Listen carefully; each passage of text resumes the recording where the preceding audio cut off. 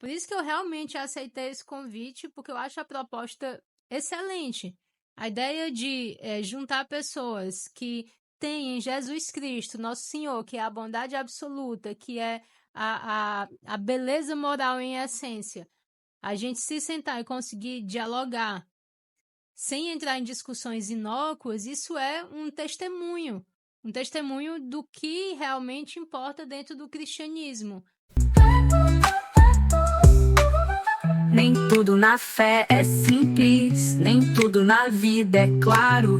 Mas aqui a gente senta, escuta e fala com sentido, porque crer também é pensar. Esse é o povo de Deus. Bem-vindo ao diálogo. Estamos aqui começando o nosso segundo episódio. E hoje, quem senta na bancada comigo é a Catarina Rocha Monte. Olá, pessoal. Tudo bem, Ariane? Tudo Prazer estar aqui ótimo. com você depois de tanto tempo. A gente está se revendo e num projeto muito maravilhoso para juntar aí a comunidade cristã num diálogo sobre espiritualidade, sobre Jesus. Então, é um prazer enorme estar aqui com vocês. Estou muito feliz também com esse seu sim. Muito maravilhada. E hoje, né, é o programa, como eu tô com a Catarina, hoje é o programa espírita da gente. E a gente hoje traz um tema que gera muitas dúvidas, muitas polêmicas. O espiritismo, ele é cristão? Vamos saber agora. Catarina, para começar, a gente sabe que muita gente assim confunde o espiritismo com outras religiões espiritualistas. Aí eu queria que você explicasse como você vê o espiritismo e como você difere dessas outras religiões. Então, quando religiões espiritualistas é um negócio muito difuso, né? É algo que a gente não sabe muito bem o que é. Porque quando você fala espiritualismo é toda visão de mundo que não é materialista. Se você tem uma visão de mundo que acha que para além da matéria existe alguma coisa, que essa alguma coisa ela se mantém depois da morte, essa visão é espiritualista. Nesse Por exemplo, caso, também a visão do catolicismo é sim, o espiritualista. catolicismo é espiritualista, o platonismo é espiritualista, o maniqueísmo é espiritualista, o budismo é qualquer perspectiva de mundo, visão de mundo, para a qual existe algo além da matéria, Uhum. acredita na imortalidade da alma, isso é uma visão espiritualista. Agora, quando a gente fala espiritismo, aí você já tem uma subdivisão dentro desse tipo de filosofia espiritualista. Então, você é da filosofia, você fez filosofia, foi aluna minha de filosofia, então entende que o próprio platonismo é uma filosofia espiritualista. Sim. Platonismo é uma filosofia espiritualista. Ali você tem um ramo de ideias que acredita na imortalidade da alma. Agora, o espiritismo foi concebido como algo novo daquele momento histórico e por isso mesmo Allan Kardec criou essa denominação espírita, para se desvincular do que seja apenas espiritualismo. Mas eu acho que a tua pergunta, Ariane, ela tem mais a ver com essa espiritualidade meio difusa da nossa contemporaneidade, né? A pessoa, eu sou espiritualista, mas não sabe muito bem o que é um negócio meio vago. Então, o espiritismo, ele não tem essa vaguidade, ele não tem esse caráter frouxo de forma alguma, porque você tem a obra de Allan Kardec que fundamenta as bases, os pilares, né? Então, o espiritismo é uma doutrina muito sólida. Então, você tem a principal obra ali de Allan Kardec e você tem aqui no Brasil uma obra que a gente chama de obra subsidiária enorme, que é a obra do Chico Xavier. Chico Xavier escreveu 400 livros, psicografou, melhor dizendo, 400 livros. E essas obras, elas são fontes inesgotáveis de riqueza para o estudo do espiritismo. Então, a gente tem, dentro de toda essa literatura, um norte, né? Tem uma bússola que faz com que a gente se entenda, se encontre como doutrina e que não tenha esse caráter vago. Bom, e uma outra coisa, para além dessa base que eu estou falando, é que o espírita acredita que nós fazemos parte de um movimento que é o próprio movimento da disseminação da verdade cristã no mundo. Nós somos os galhos de uma árvore muito maior. Por isso que eu faço questão de dizer, nesse sentido, que o espiritismo ele é cristão, porque nós entendemos o espiritismo como a terceira revelação. O que significa isso? A primeira revelação foi a revelação do monoteísmo, a revelação do Deus único, a revelação de Moisés. A segunda revelação foi o próprio Cristo. Não significa dizer de maneira alguma que a terceira revelação, que seria o cristianismo, vai superar o Cristo, porque Cristo é insuperável. Significa dizer que o espiritismo veio como o consolador prometido por Jesus Cristo para retomar a sua mensagem, para explicar com uma linguagem mais racional, com uma linguagem menos dogmática, com uma forma mais adequada ao nosso entendimento, vem explicar as mesmas verdades que Jesus pregou. Então, a gente vem, de certa forma, dentro de toda essa tradição. Então, não é O cristianismo ou o espiritismo? Desculpa. Espiritismo. Tá. O espiritismo. O espiritismo, ele está dentro dessa raiz cristã.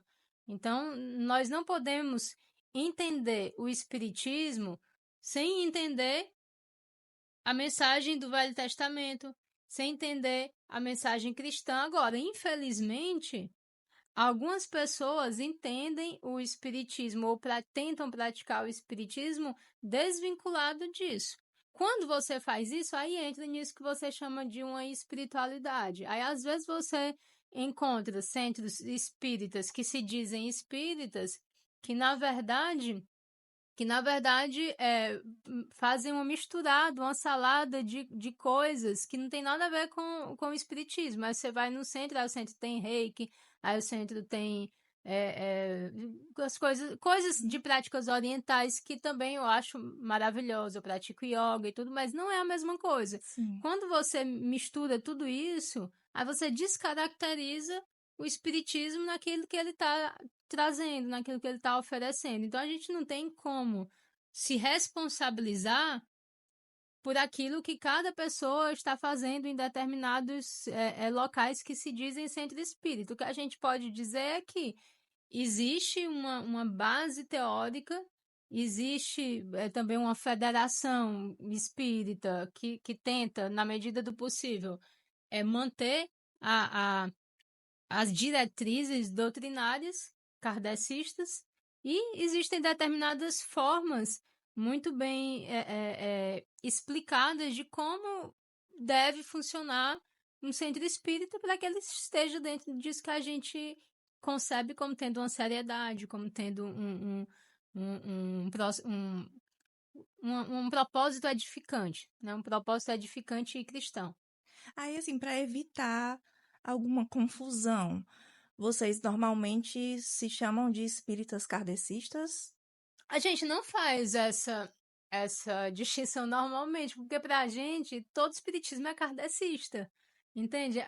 Normalmente quem fala espiritismo kardecista é quem não conhece o espiritismo, Uhum. porque faz uma diferenciação que para nós está pressuposta, entende?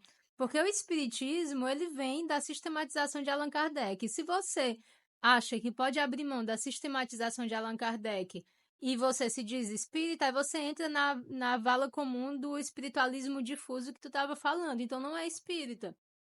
Assim, antes de me firmar novamente na fé católica, eu passei por algumas religiões, uma delas o espiritismo.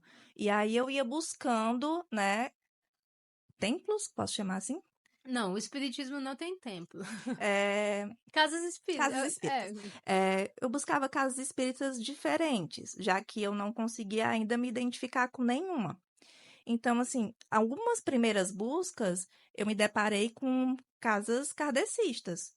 E achei legal, era muito conteúdo teórico, estudo bíblico, palestras. Achei muito bacana. Mas continuei buscando outras porque ainda não me identificava tanto, ou alguma era muito longe de casa. Nessas buscas, eu me deparei com duas que foram, assim, um pouco assim, sabe? O que é que eu tô fazendo aqui? Uma delas a mesa espírita era para todo mundo. Não era uma coisa que era só para as pessoas que já tinham estudado há muito tempo. Simplesmente a gente sentava e tinha uma mesa ali, eles invocando espírito. E eu fiquei. Aí eu fiquei tão assim, com cabreira, sabe? Que quando foi ao final, tinha um negócio que todo mundo se levantava e pegava na pessoa que estava com a entidade, para saber se a entidade tinha alguma mensagem para te passar. Mas eu fiquei tão assim que eles lá, né, já são ligados, perceberam que eu não estava acreditando em nada. Aí eram umas 50 pessoas lá. Todo mundo passava pela entidade e a entidade não dizia nada. Aí quando chegou em mim, a entidade segurou meu braço. A pessoa lá, tem uma mensagem para você. Eu quero que. Aí era falando assim, como caboclo, né? Eu quero que você saiba que eu peço perdão por você. Que eu fui me achegando a você, destruindo sua vida, mas não foi por mal, não. É porque eu estava perdido. Eu preciso do seu perdão para modo ir embora. Tá perdoado, meu filho. Vá. E fui eu me embora também de lá. Aí a outra situação foi, não sei o que é do Sol o nome. Você deve conhecer. Que é bem conhecido. A pessoa que me convidou disse: vamos ao meu centro espírita? Dessa forma. Aí eu fui. Também cheguei lá e disse: o que é que eu tô fazendo aqui? Mas achei legal. Achei legal, mas não vou de novo. Eu parecia que estava na escola do Harry Potter. Era um povo passando vestido de bruxa, outro vestido de fada. Não era um negócio assim tão Essa aí eu não, místico. não conheço, não. Bom, vamos lá, vamos por etapas, né? Essa primeira experiência aí que você falou. Existem algumas casas que trabalham dessa maneira, mas como eu te disse, não é o recomendado. Existe toda uma diretriz da forma como as coisas devem ser feitas de uma maneira edificante, de uma maneira segura, de uma maneira tranquila. E mesa mediúnica aberta não é o correto, assim, dentro daquilo que o Espiritismo propõe. Para você entrar numa reunião mediúnica, você precisa ter anos de estudo dentro da doutrina espírita, você precisa entender o que está se passando lá dentro. Então, realmente, você abrir para o público comum reuniões mediúnicas é algo que não é aconselhável. Então, se um determinado local faz isso e se diz centro espírita, assim, a gente não pode julgar, mas a gente entende que existem diretrizes aí que estão sendo deixadas de lado, né? Em relação a esse outro espaço, isso aí não faz o menor sentido de gente vestida disso, disso, daquilo. A não ser que esteja tendo uma festa, alguma coisa nesse sentido. Mas veja, Adriane, o que acontece é que o fenômeno da expressão mediúnica, das entidades que dão comunicação, isso acaba tomando uma dimensão no espiritismo que torna ele meio caricato. As pessoas olham de fora, não entendem, passam pelo que você passou, se assusta, existe um percurso aí que não está bem feito. Porque, na verdade, o espiritismo ele tem uma proposta educadora. O próprio Allan Kardec ele era um pedagogo, ele foi um grande pedagogo. Antes dele se tornar Allan Kardec, que na verdade é um pseudônimo, ele era um professor renomado que tinha vários livros publicados sobre pedagogia. Então, a perspectiva é uma perspectiva de formação, uma perspectiva de trazer para o ser humano o entendimento de que existe uma realidade espiritual, de que existe um propósito na nossa existência, de que nós estamos respaldados, assistidos, protegidos por aqueles que nos amam. Então, a doutrina em si é o que importa. O caráter transformador, moralizador, edificante, consolador da doutrina é o que enriquece. Graças a Deus, nós temos hoje pessoas no meio espírita que são altamente qualificadas. Claro, tem também as pessoas que às vezes não dão o melhor testemunho, pessoas que levam outras pessoas a desistirem por conta das práticas. Existe isso no espiritismo, como existe no Qualquer religião. catolicismo, como existe no protestantismo, mas olhando o movimento espírita hoje, eu vejo que existem pessoas que são muito admiradas nas suas outras áreas específicas. Então, a gente tem, por exemplo, um cara como Haroldo Dutra Dias, que é um juiz que se tornou psicólogo, que fez neurociência, que hoje está fazendo pós-doutorado na Harvard, estudando medicina ou neurociência, alguma coisa assim. Ele fez a tradução do Novo Testamento, diretamente do grego e do hebraico para o português. Então, a Federação Espírita Brasileira, a FEB, tem uma tradução que é do Haroldo.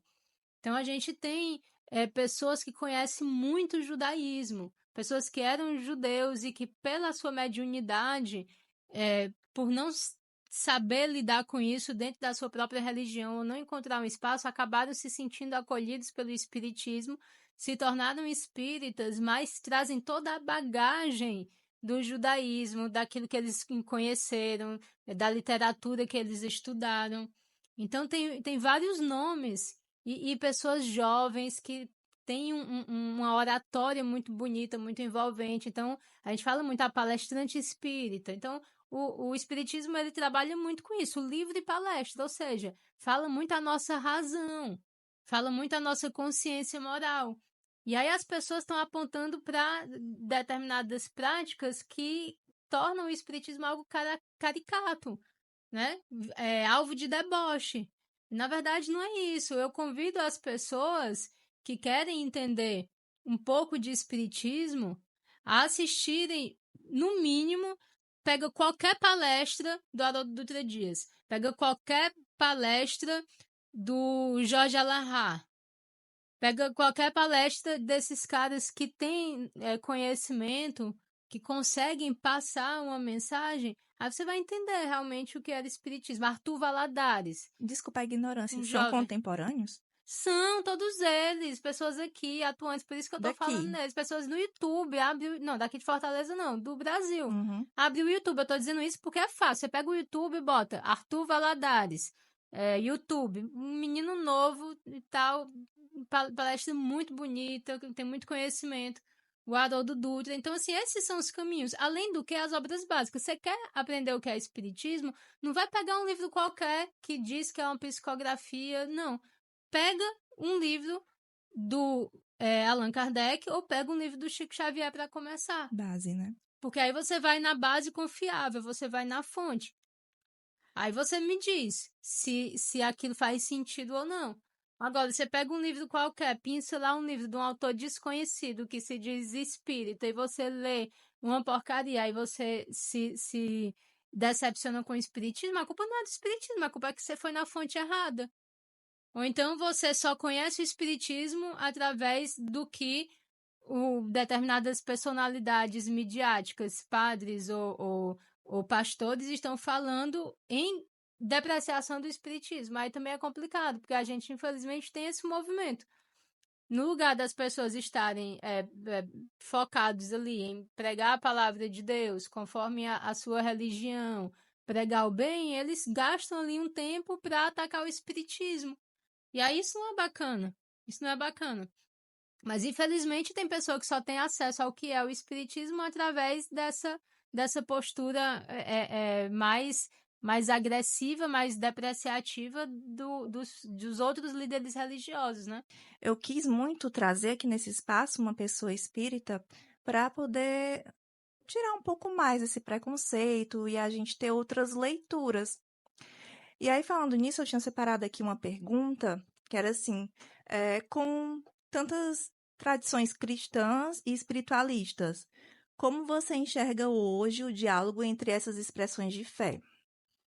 Eu gosto muito de uma imagem que a Joana de Angeli, que é a mentora do Divaldo Franco, ela fala sobre a religião. Ela diz assim, imagine que existe um espelho que está refletindo a imagem de Deus. A gente sabe que Deus é infinito, então um espelho, que estivesse refletindo a imagem de Deus era um espelho, né, infinito também.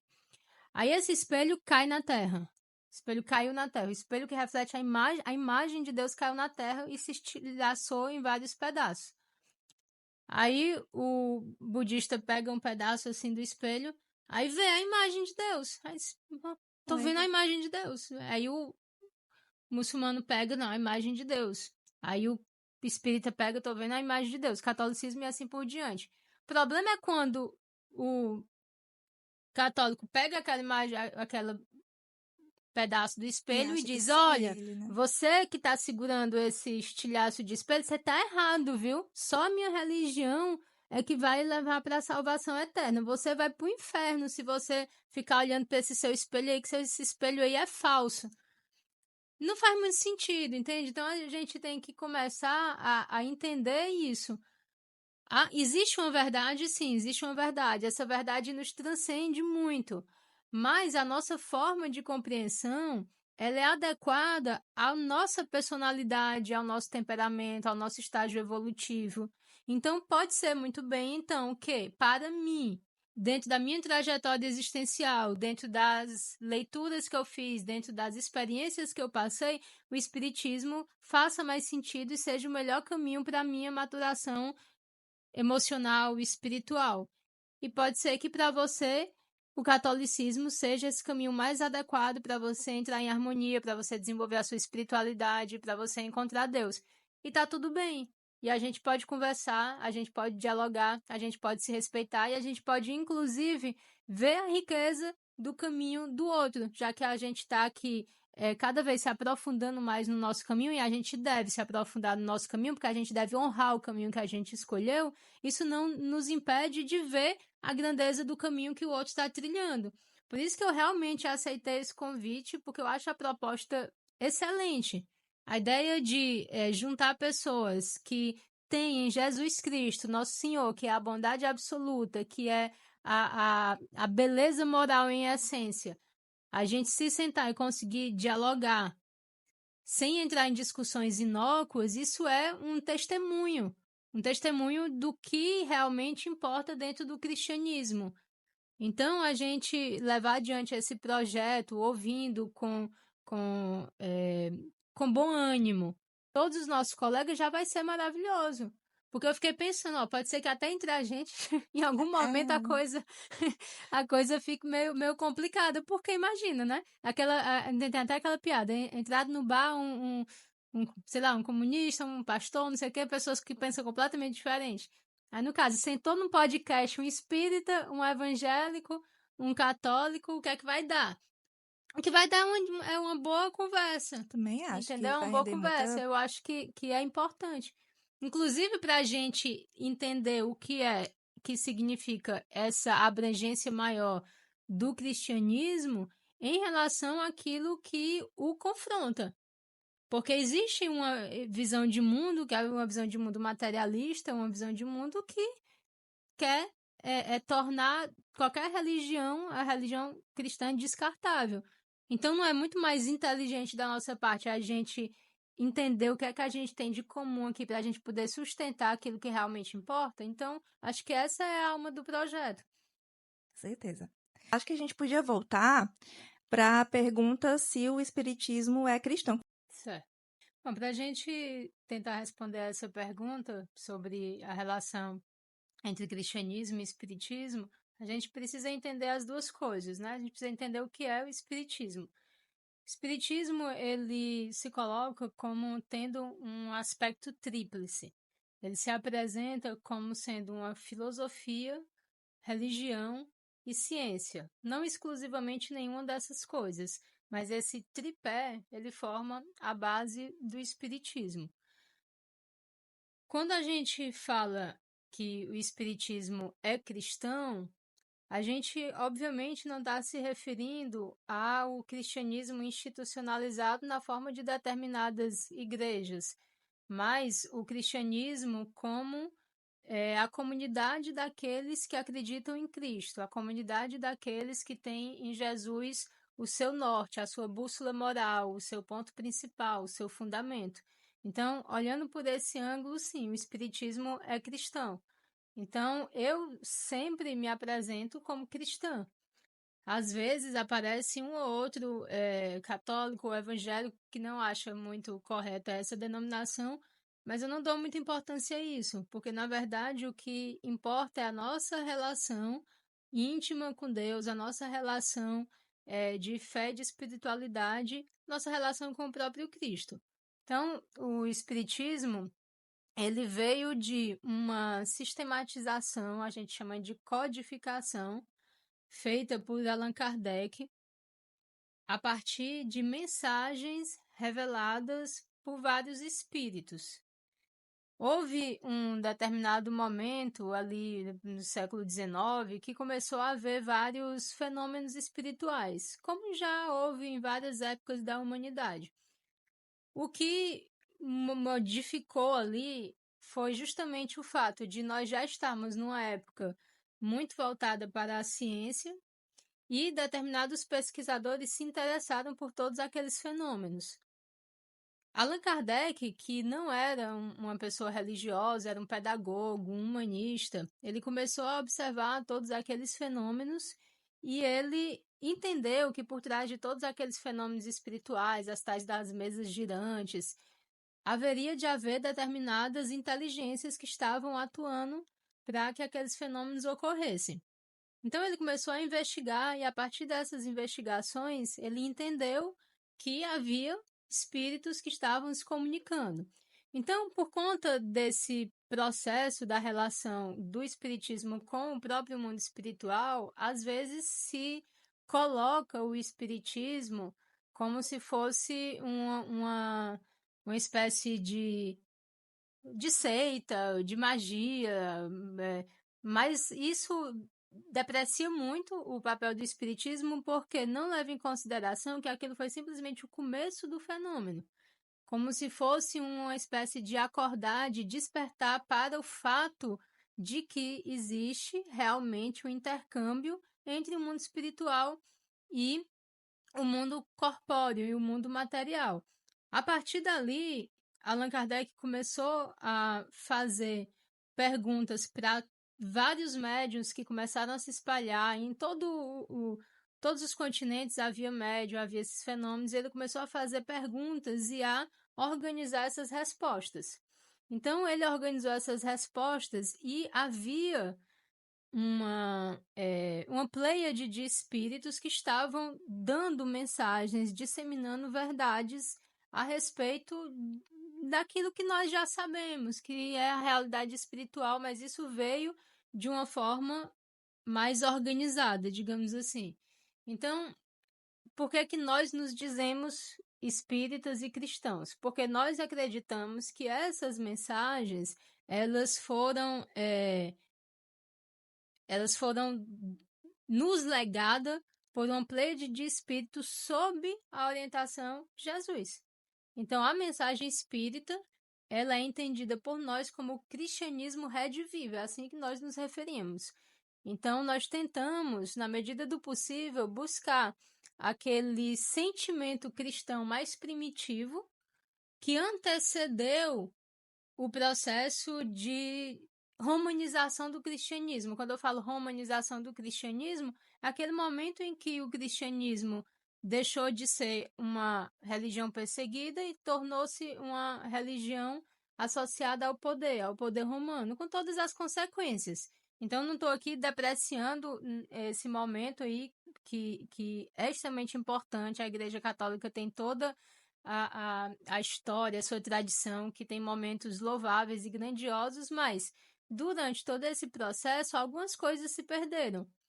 E muitas vezes se tentou resgatar esse aspecto mais puro, mais singelo, mais caritativo do cristianismo. Inclusive, grandes mensageiros, como, por exemplo, São Francisco de Assis. São Francisco de Assis veio para tentar resgatar o aspecto da igreja, a verdadeira igreja do Cristo, aquela mais voltada para o próximo, voltada para a caridade, voltada para esse aspecto da ajuda ao próximo. Então, nós realmente nos consideramos cristãos, mas entendido dentro desse contexto que não é, obviamente, o mesmo de determinadas outras religiões que têm a mesma denominação. Quando eu pensei nesse tema, eu mesmo não tinha resposta, né? Se o espiritismo é cristão.